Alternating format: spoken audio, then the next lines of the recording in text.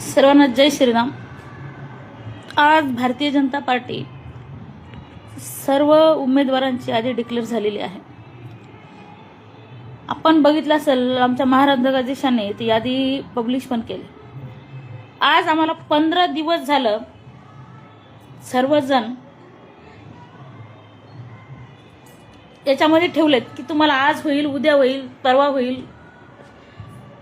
आम्हाला आज पक्ष सृष्टीने एवढा मोठा धोका दिलाय। काल आम्ही माननीय अशोकरावजी चव्हाण साहेबांसोबत कमीत कमी आम्ही 1 तास आम्ही चर्चा केली।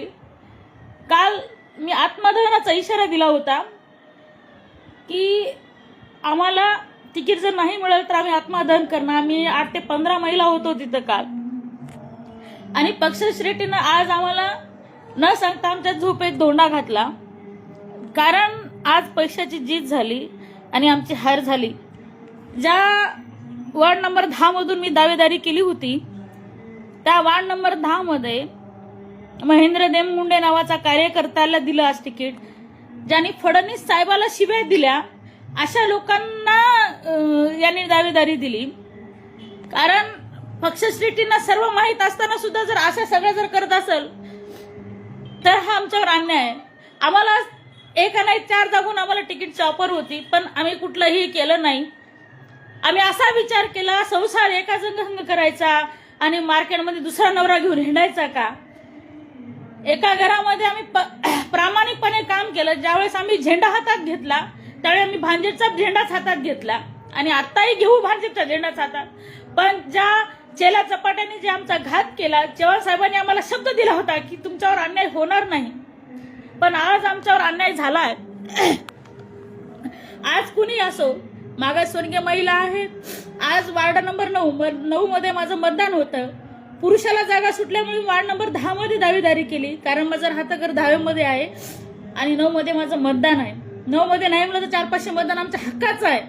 सर्व चव्हाण साहेबांना हकीकत माहीत असताना सुद्धा यांनी आमच्यावर आज एक मटकेवाल्याच्या बायकोला इथं मतदान देण्यासाठी थांबवलं।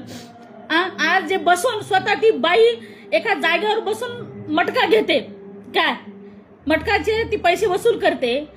आज त्याच्याकडे क्रिकेटच्या बुग्या चलतात, सगळं चालतं। अशा लोकांना जर तिकीट दिलं तर आमच्यासारख्या कार्यकर्त्यांनी प्रामाणिकपणाने काम करताना जायचं कुठं?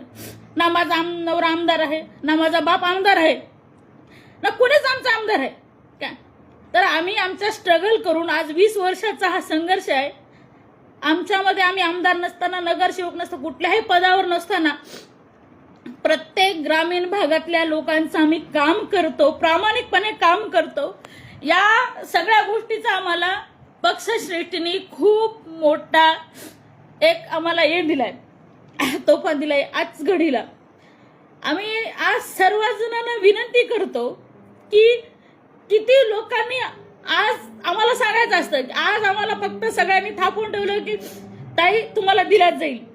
आज 1 नंबर माझं नाव 2 नंबरला होतं, आम्हाला सर्वे केला जाईल। अहो, ज्या माणसाचं काहीच अस्तित्व नाही त्यांचं काय सर्वे मध्ये नाव येणार?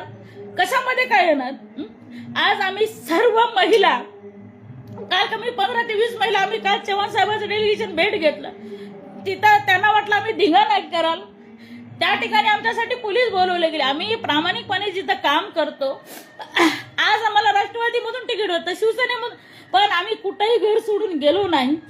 जे प्रामाणिकपणाचा हा आमच्यासाठी जर या असेल, खूप मोठा तोफा जर असेल, तर आज काल तर तुम्हाला सांगतो, मी स्वतः पेट्रोल टाकून अंगावर घेणार होतो काय, पण चव्हाण साहेबांच्या शब्दाखातर मी गुन्हानं बसलो की मी तुझ्या पाठीशी आहे म्हणल्यावर। पण मला वाटलं होतं की साहेब माझा न्याय करतील, पण आज समजलं की आम्हाला कुणीही नाही।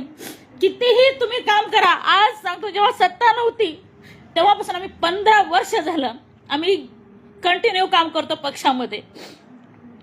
सर्वांना माहित आहे की आम्हाला जर ओळख असेल तर भाजप म्हणून ओळखतात। कार्यकर्ते, प्रामाणिक कार्यकर्ते। अहो, ज्यावेळेस कुणीच नव्हतं, यावेळेस ज्यावेळेस 15 वर्षाखाली आपल्या भाजपमध्ये सत्ताही नव्हती इथं, त्यावेळेस आम्ही काम करतो, आंदोलन करतो। प्रत्येक ठिकाणी 2 ना 3 महिला, आमच्या 3च महिला आहेत। एक शीतलताई भालके होत्या, महादेवी मठपती, शततारका पांढरे आणि लक्ष्मी वाघमारे, आणि या गिनीचुन्या दुसऱ्या 2 महिला होत्या।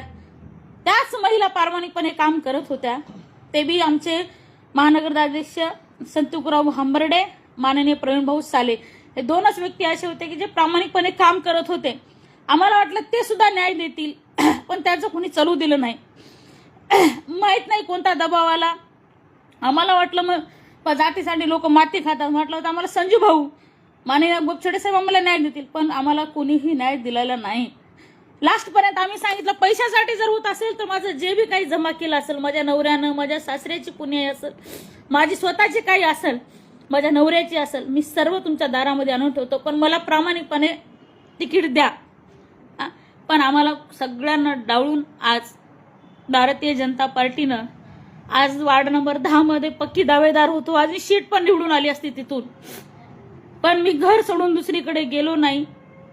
त्याचं कारण एक आहे की आम्हाला दुसऱ्याचं काही नको म्हणून आम्ही घर सोडत नाही, आणि त्याच प्रामाणिकपणाचा हे लोक फायदा घेतात. आणि आज महेंद्र देमगुंडेला तिथून तिकीट दिलं गेलं माझ्या जागेवर. त्या माणसाचं काही असू नये, ज्यांनी देवेंद्र फडणवीस साहेबांना शिव्या दिल्या, माननीय मोदी साहेबांना शिव्या दिल्या, आमच्या पक्षाला शिव्या दिल्या, अशा माणसाच्या आज बायकोला तिकीट दिलं गेलं. आज वार्ड नंबर 9 मध्ये तिथून सुद्धा एका मटकेवाल्याच्या बायकोला तिकीट दिलं, कारण की आमच्या एका पक्षाच्या माणसाचा त्याच्यावर हात असल्यामुळं ते सांगितले की सर्वांनी त्या माणसामुळे झालंय. पण त्याने सुद्धा विचार करावा की आमच्यासारख्या कार्यकर्त्यांनी कुठं जावं.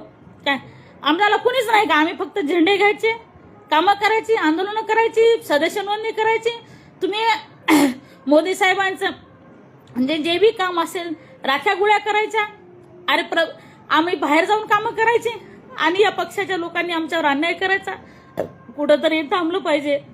चव्हाण साहेब, मला तुमच्याकडून एवढीच अपेक्षा होती की तुम्ही आमच्यावर अन्याय करणार नाही. अमर भाऊरावजूकर असतील, संतोषराव हंबर्डे असतील, सर्वांना विनंती होती, आणि मान्य आमच्या पक्षश्रेष्ठींना विनंती होती, आणि देवेंद्र फडणवीस साहेबांना पण विनंती होती की फडणवीस साहेबांनी सुद्धा आमच्यावर अन्याय झाला नाही पाहिजे. काम करणाऱ्या कार्यकर्त्याला आज कचरा उचलायचा असेल तर आम्ही वार्डात उचलतो, नाली काढायचं असेल तर आम्ही फोन करतो, प्रत्येक छोट्या मोठ्या तहसीलचं जरी काम असेल तर आम्ही करतो.